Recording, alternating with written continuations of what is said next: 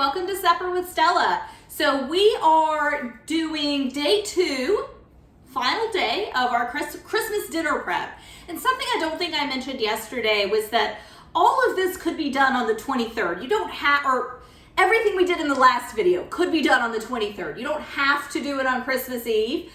You certainly could get ready for Christmas Eve dinner, which if you recall was shrimp bisque and poached pears with ice cream for dessert. You could do that prep for that on the 23rd, and you could prep for Christmas Day on the 23rd as well. Everything we did in yesterday's video can easily be done 2 days in advance, so you can enjoy Christmas Eve to yourself. Or with your family, but not in the kitchen. Even though we only spent a little over an hour yesterday doing things, and probably a little quicker for you. I had to discipline some kitties that were misbehaving. So I'm gonna start, first thing I did was several hours ago, I went ahead, I pulled my rack of lamb out of the refrigerator. It's just sitting on the stove behind me, covered, coming to room temperature. Then 35 minutes ago, I put my spiced cabbage in the oven that I had preheated to 350. All I did was stick it in the oven, and then took the top off, took the tin foil off, stuck it in the oven, that's it. So I'm gonna get started on this hot cake. Now normally, I would be serving this later at night, and I would put all this together later on. But for the purposes of filming, I just wanted to show all of it to you. The starter, which will be done a little out of timing as well. The starter, the meal, and the dessert all at once. So I'm doing this now instead of later tonight. And it requires some boiling water, so I've turned my kettle on behind me. Okay, so we've got our dry mixture. Give this a little shake. We've got our wet mixture. And as I said yesterday, this looks like a disaster. I watched, again, this is based on a Nigella recipe that she does at Christmas. Hers is chocolate dough. I ate it and I was like, oh my God, this would be amazing with gingerbread. So I made my gingerbread version. But I watched her make the recipe for years, and I thought, bull, there's no way that works. There is absolutely, she didn't do a make ahead like this, she just made it all at once. But I was like, there's no way that mess comes together into anything worth serving. And so a couple years back, I said, well, I'm gonna try it. And I did, and it's amazing. It's such a good recipe, so simple. And so I made my gingerbread version. So I poured my wet batter into my dry batter, just giving it a little mix. And then this is a deep dish pie plate. It's red, so it's festive, so that's why I'm using that. I don't think a regular pie plate would be deep enough. You might want to go with a casserole dish if you didn't have a deep dish pie plate. Okay, so just mix all this together. Grease my pie plate. I'm just gonna pour this in. Okay, it doesn't look like a lot, but this does rise a good bit. And then I am just gonna cube up 2 tablespoons of butter, and I'm gonna dot the top with the butter.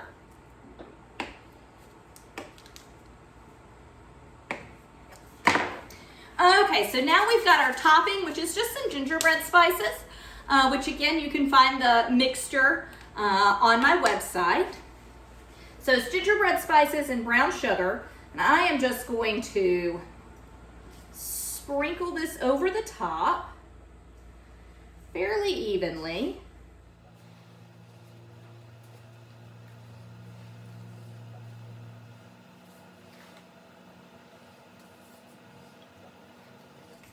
And then I am just gonna dot the butter around and wait for my water to boil. And then we are gonna pour 2 cups of boiling water over this.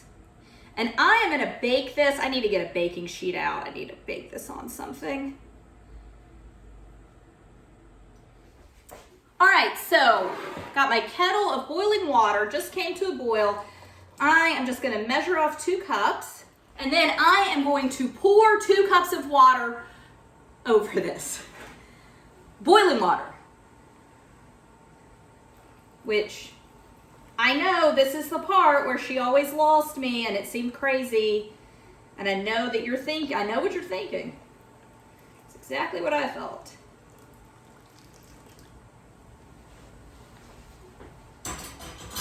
So now I'm going to get this in the oven, and the temperature that this cooks at is fairly high. Yeah, it cooks at 425, so I just went ahead, I turned the temperature on my cabbage up. The cabbage is a super simple recipe. It can use being turned up a little bit and it'll be fine. I want to get this baked at the right temperature, but again, I am doing this now for the purposes of filming. You will do all of this probably after dinner. Okay, so we're back, took a little break, let my cabbage cook. It is now covered in tin foil on the stove behind me, and one reason, I mean, I love the recipe because it smells amazing, it's so easy to make, it's delicious, I love to eat it, but it's just such a simple recipe, and it's very forgiving. So we're not gonna eat for 30, maybe even 45 minutes, but it is gonna, because there's so much liquid in it with the cabbage and the apple and the onion and all the liquid that those vegetables have in them, covered, it is going to still be warm enough to eat when we do sit down in, like I said, 30, maybe even 45 minutes. It's going to be great. It just holds up really well. So I just took my cake out, and again, normally I'd be doing this cake later tonight, but just for filming, I went ahead and did it.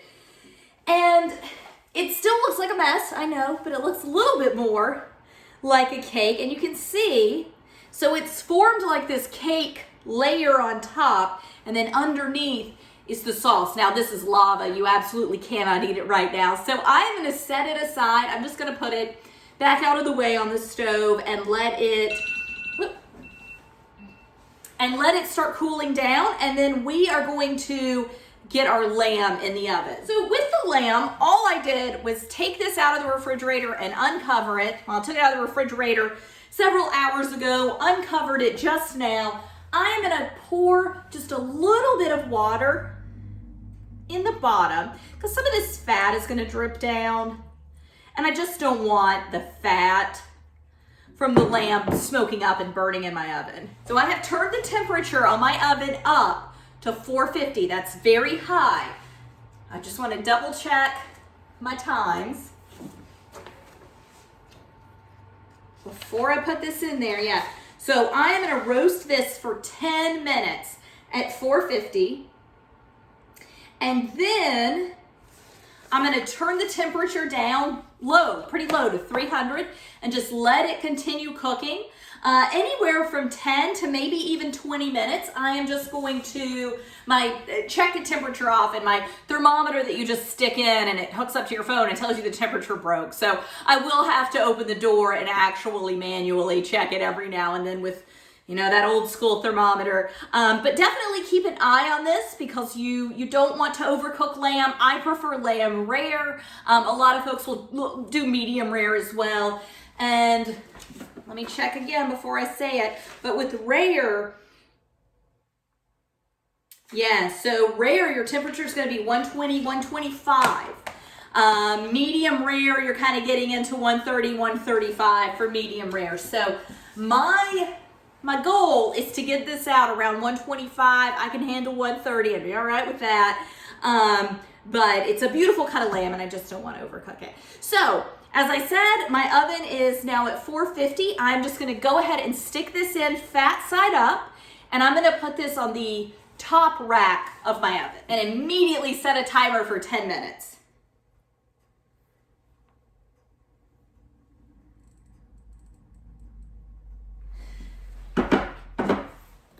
And the next thing I'm going to do is just get my parsnips in the oven. So I let these sit out yesterday for about 30 minutes, and I guess it's like the acids in the vegetables and with the olive oil and the pepper, it all starts breaking down whatever the sugar is, which in this case was sorghum, because it was fairly kind of viscous and lumpy and didn't want to spread out, but it has definitely spread out as of today. Everything is evenly coated. I don't need to oil my pan because I've already oiled my parsnips.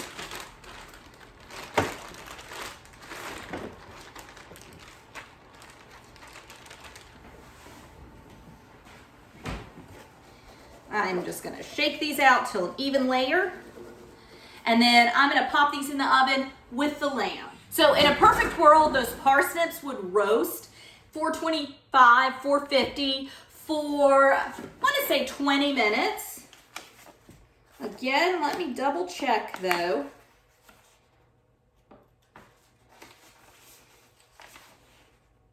Oh, 30 minutes.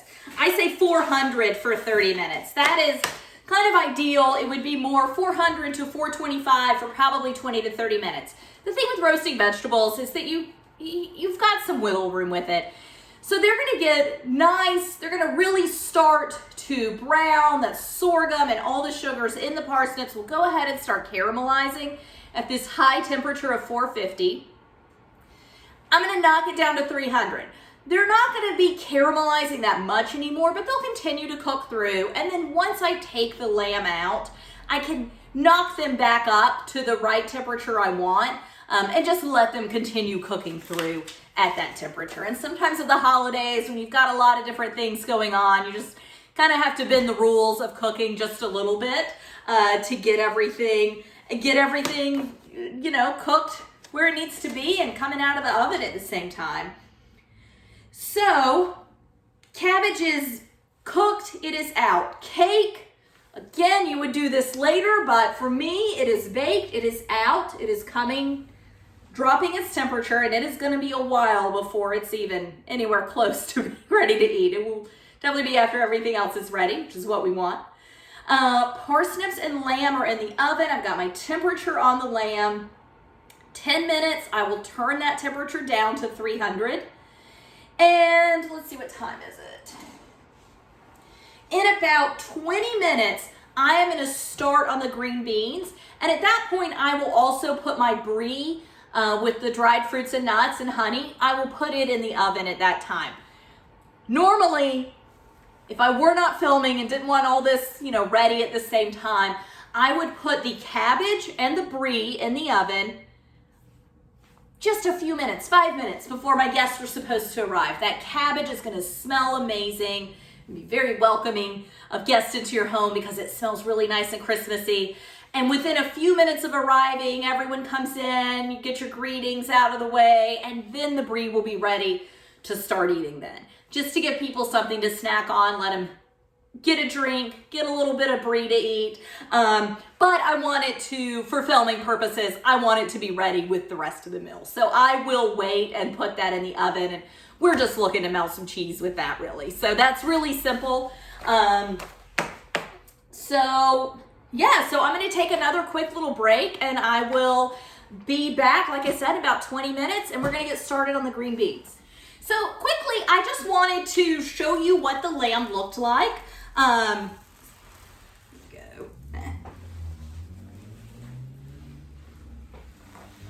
So it's getting some nice roasting. I definitely hear it sizzling. I've got fat dripping off of it. I don't know how well this is showing up on film, but this is what it looks like, 10 minutes at 450. So what I'm gonna do is very carefully, I wanna flip this over so that my underside gets some heat as well. And now I'm gonna pop it back in I'm gonna check the temperature first, and then I'm gonna pop it back in. I've turned my heat down to 300, and then I will, like I said, get the temperature and just get this back in the oven, and I'm looking for, like I said, around 125. All right, so its temperature was at 83 degrees, so we're still good. I am gonna time it for another 10 minutes, and then probably we'll be able to flip it right side up again.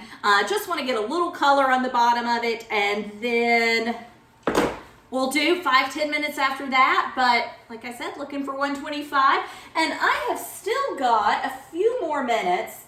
Yeah, I've still got 10 minutes before I even need to start the green beans, so I am gonna excuse myself for a few minutes, and then we'll come back and take a look at that lamb in 10 minutes and get started on everything else. So I just checked on my lamb, and it is at 105, so we've still got about 20 degrees, so I put my timer on for 5 minutes. Looks great, parsnips look great. Moving on to the green beans Amandine. So, I don't remember if I said this in the first video or not, But green beans Amandine, which sometimes you will see written out in a recipe as almondine, because they are sauteed green beans, sauteed in butter, and then generally you've got like slivered almonds that are sauteed up with them. Really simple but very delicious side dish to serve. I am going to be serving it, instead of almonds, I've got a mixture of chopped pistachios and some dried currants. So I'm going to put 4 tablespoons of butter in my pan. All right, and while that butter is melting down, I am just going to get all my nuts and dried fruit.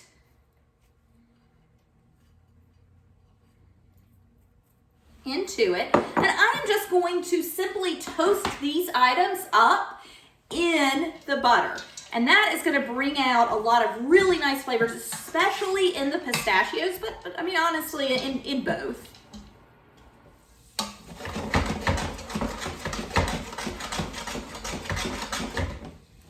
And so what starts happening is the pistachios start, of course, browning, right? They start toasting in all the butter, and so being that they're pistachios and they're green, it can be a little bit hard to tell, but I can tell that they're beginning to get a little bit darker. And then the currants start taking on the liquid of the butter and start plumping up a good bit. All right, my lamb is at like 118. So I'm gonna let it go for just a few more minutes, and there will be a little bit of carryover cooking with it, but it's not like a big turkey. It doesn't really rest that long. Okay, this is good. Don't want anything to burn. So what I'm going to do is just pour all this out.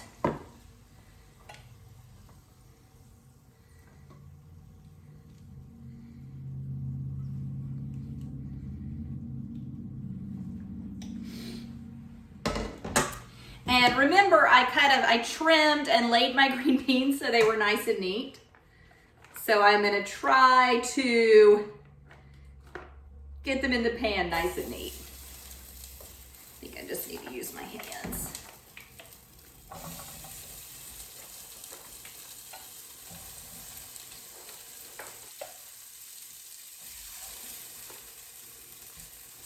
Okay.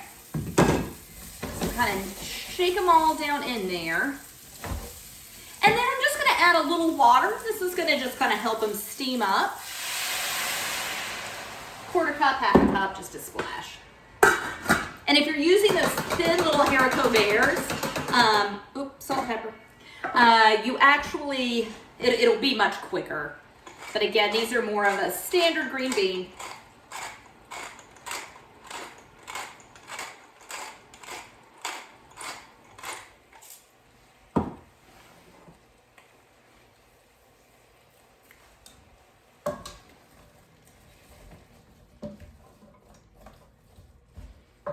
And so now that my green beans are in, this would be the time that if I were just cooking in a regular sense and I weren't filming, I would probably start bringing my cake together now and get my kettle boiling and doing all that if I wanted to serve shortly after eating. Now, depending on your schedule, you might want to serve a few hours after eating. That's kind of up to you, but you'll have seen it done and know how to do it. So I am just gonna let these green beans, I'm gonna shake them every now and then, and we'll just come back to them in a few minutes. All right, so my green beans, I know there's a lot of steam. My green beans are almost, they're basically at the point where I want them to be. So I'm gonna take about half of this little mixture of butter and nuts and currants and just mix it in. Turn my eye off. And then I'm gonna go ahead and get these in their serving dish.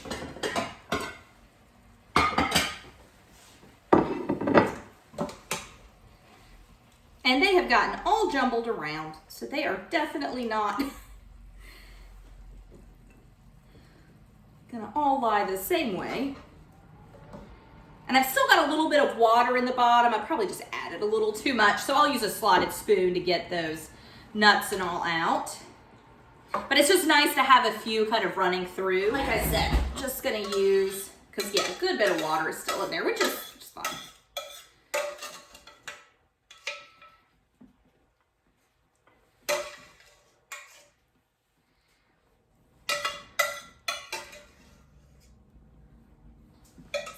gonna finish off these green beans by just dolloping the saved pistachios and cranberries over the top. And just drizzling a little bit of butter that's left. All right, so that is basically it. Got a few cranberry or currants. I think I said cranberries earlier, I meant currants. So that is about it. I'm gonna go ahead and just take a minute and get everything set up, and I'll see you in a minute. Okay, so here it all is. We have got our lamb, or rack of lamb, and if you were smart enough to go outside and pick some herbs or go to the grocery store and buy a few herbs to put on your platter, good for you. I always forget about doing it till the last minute, and I just kind of don't care anymore. But we've got our spiced cabbage, our sorghum roast parsnips, our green beans amandine. So that is Christmas dinner. When guests come in, they're going to be greeted with, and as we said, I did a few too many, well, you can't quite see this, sorry.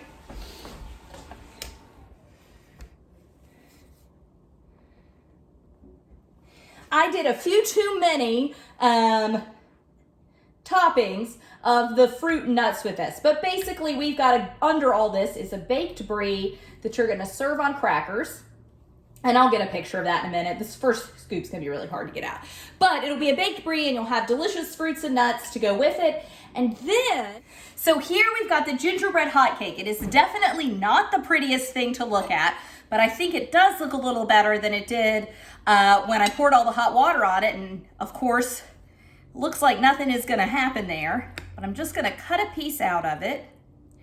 And so you can see, so you've got some ooey gooey yummy cake, but then you have all of this sauce that it just creates on its own. And you could serve this with whipped cream, but I am just gonna do some couple, or maybe just one, scoop of vanilla bean ice cream. I think that's really all it needs. And that is basically a self-saucing dessert. All right, so thank you so much for joining me. Let me know how all this turns out if you make it for your Christmas dinner. And thanks again. Actually, I just hit 100 subscribers, so I really appreciate all the subscriptions, and enjoy the holidays. Thanks so much. Bye.